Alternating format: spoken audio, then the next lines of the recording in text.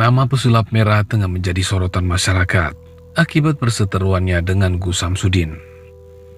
Sosok yang bernama asli Marcel Radival ini kerap membuat konten yang membongkar ilmu perdukunan. Baru-baru ini, pesulap merah membongkar ilmu kulhugeni yang menjadi kemampuan Gus Samsudin. Ilmu ini diklaim oleh Gus Samsudin mampu membakar makhluk gaib yang sering mengganggu seseorang. Dan ternyata ilmu itu hanyalah sebuah trik sulap semata. Di Indonesia, masyarakat memang sangat mudah percaya dengan hal-hal yang berbau mistis, perdukunan dan sejenisnya. Demi mendapatkan semuanya, hal tidak masuk akal pun akan dilakukan, walaupun itu mengorbankan nyawa sekalipun. Itu pula yang terjadi pada dukun Ahmad Suraji. Dia membunuh 42 perempuan selama 9 tahun. Lalu bagaimana sepak terjangnya? Begini ceritanya, sahabat. Pada malam yang sunyi, tepat pukul 22.00, terdengar letusan dari perkebunan karet di Kecamatan Galang, Kabupaten Deli Serdang, Sumatera Utara. Kilatan cahaya terlihat dari rimbun pepohonan. Suara letusan dan kilatan cahaya itu ternyata berasal dari senapan milik tim eksekutor personel Satuan Brigade Mobil Polda Sumatera Utara yang menyalap.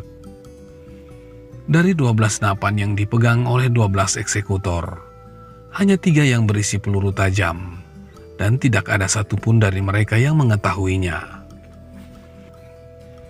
3 butir peluru melesat mengenai sasaran berjarak 10 meter dengan kecepatan 900 meter per detik, menembus dada kiri seorang laki-laki yang matanya tertutup kain dan kakinya diikat di pohon.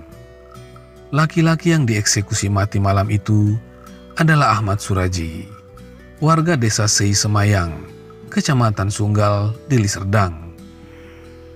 Suraji yang saat itu berusia 59 tahun, merupakan terpidana mati kasus pembunuhan 42 perempuan di Sumatera Utara. Dia menghabisi korban-korbannya itu dengan dalih menambah kesaktian ilmunya. Selain petani, Suraji dikenal sebagai dukun. Kawan dan tetangganya sering memanggilnya nasib kelewang karena Suraji sering menenteng golok saat bertani. Suraji dieksekusi mati setelah Presiden RI Susilo Bambang Yudhoyono menolak pengajuan gerasinya bersama terpidana mati lainnya pada 22 November tahun 2007. Dia membunuh 42 korban selama 9 tahun, sepanjang tahun 1986 hingga 1997. Dari hasil penyelidikan polisi, semua korban merupakan pasien yang datang ke rumah Suraji di Dusun Aman Damai. Semua perempuan itu ingin mendapatkan ilmu pengasih atau penglaris dari Suraji. Dia meminta setiap klien yang datang membawa kembang telon, kemenyan putih, kemenyan Arab, dan sepasang jeruk purut. Syarat lainnya, pasiennya harus bersedia diikat dan dikubur setengah badan di tempat yang sunyi pada malam hari. Syarat lainnya, pasien tidak boleh memberitahukan ritual itu kepada orang lain. Korban pertama Suraji adalah perempuan bernama Tukiem alias Iem. Korban datang ke rumah Suraji pada Desember tahun 1986 pukul 18.00. Iem ingin mendapatkan kesuksesan hidup dari Suraji. Setelah ia mengutarakan maksudnya, dukun itu mengajaknya ke area perkebunan tebu Sei Semayang yang berjarak sekitar 1 kilometer dari rumahnya.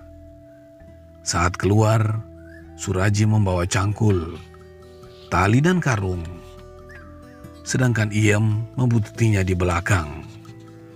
Langkah mereka terhenti setelah menemukan lokasi yang cocok untuk ritual ilmu pengasihan itu. Suraji lalu menggali lubang sedalam 1 meter. Panjang lubang sekitar 1 meter dan lebar 70 cm. Karena biasa mencangkul, Tidak butuh lama bagi Suraji untuk membuat lubang seukuran itu. Suraji lalu meminta Iem masuk ke lubang. Kedua kaki dan tangan Iem diikat tali sambil berdiri. Setelah itu, Suraji naik, lalu menguruk lagi lubang dengan tanah.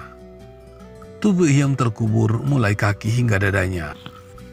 Sejurus kemudian, Suraji jongkok di hadapan Iem. Suraji menyandarkan kepala Tukiem di atas paha kakinya.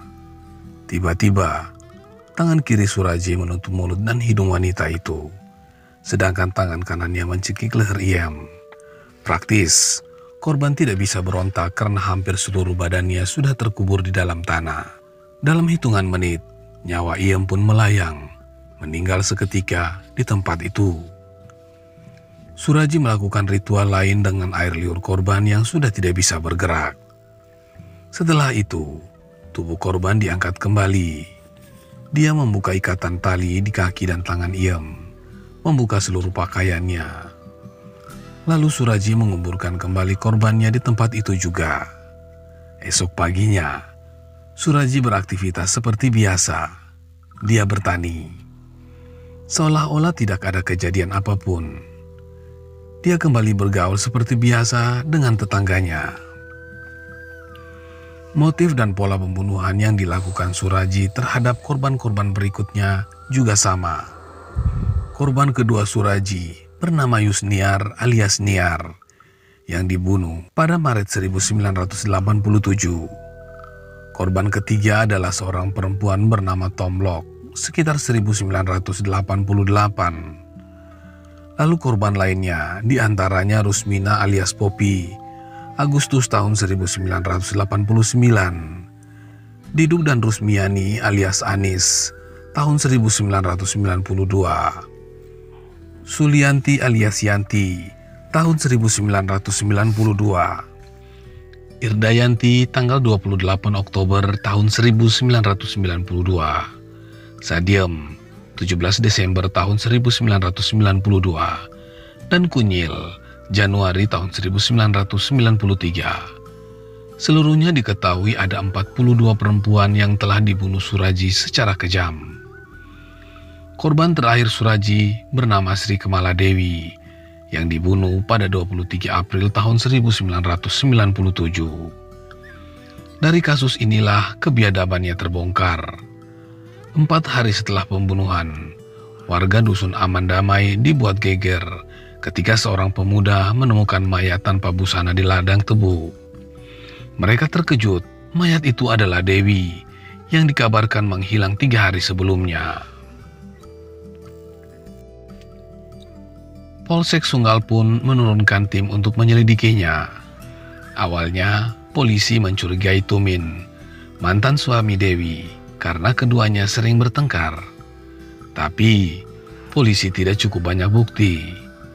Pada suatu kesempatan, polisi mendapatkan secercah petunjuk baru.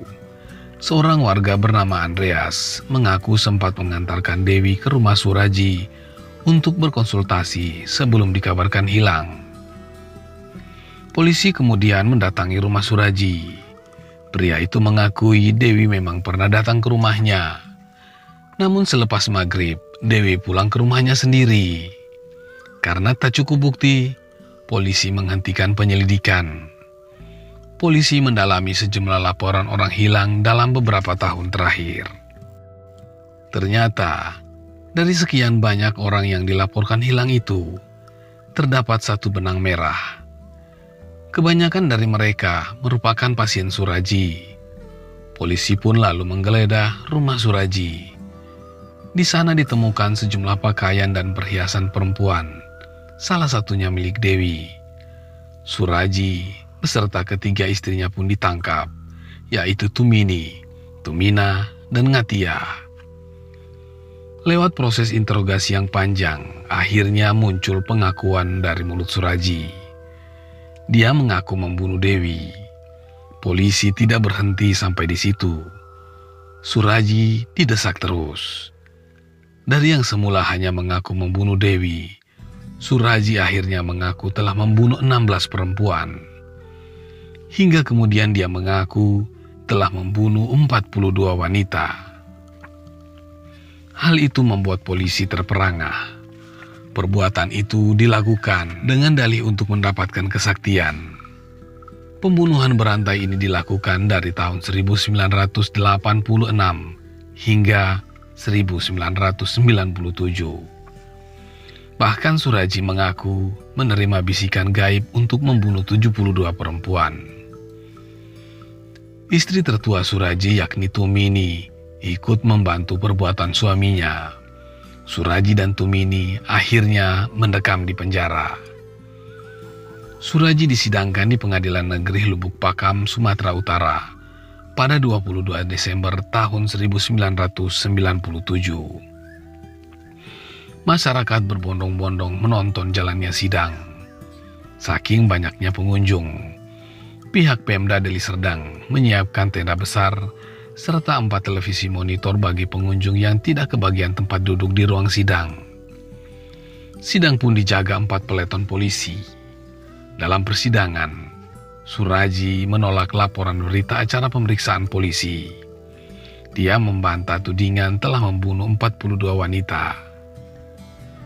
Pengakuan bahwa dirinya telah membunuh 42 wanita itu disebabkan oleh paksaan selama proses interogasi. Tumini yang bersekutu dengan Suraji pun membantahnya. Semua tuduhan jaksa dianggap sebagai sebuah kebohongan. Persidangan pun berlangsung alot dan dilakukan maraton. Namun hakim berkeyakinan lain. Hakim yang diketuai Haugoaro Hareva menjatuhkan putusan pada 27 April tahun 1998 dan menghukum Suraji dengan hukuman mati. Putusan hakim di tingkat banding dan kasasi tidak mengubah hukuman mati dukun Suraji itu. Sementara itu, Tumini divonis penjara seumur hidup.